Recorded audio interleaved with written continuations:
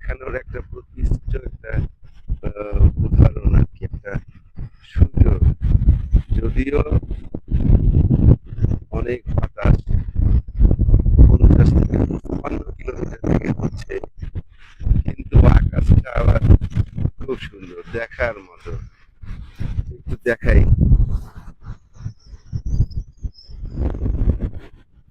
Beautiful.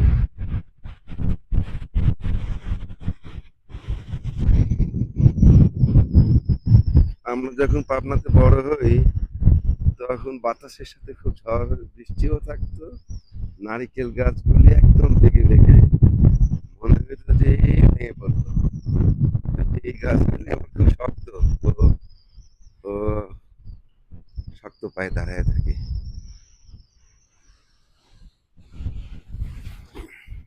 গাছগুলি যদি ভাঙে একবারেই ভাঙবে, দেখবে না।